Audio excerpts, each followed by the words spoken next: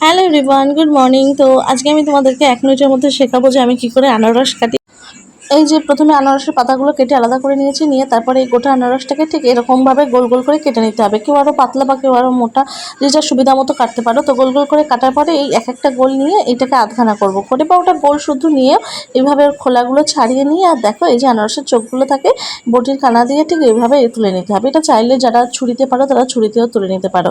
দেখো একদম একটাও চোখ নেই। তারপরে এই মাঝখানের অংশটা কেটে নিলেই ব্যাস এই যে পিসগুলো হয়ে যাচ্ছে, আনারস কমপ্লিট।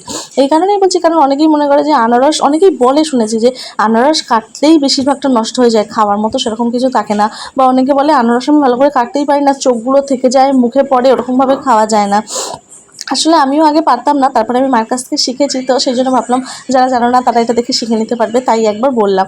এই যে এরকমভাবেই প্রত্যেকটা কেটে নিলাম। দেখো সবগুলো পরিষ্কার হয়েছে, চোখ উঠে গেছে।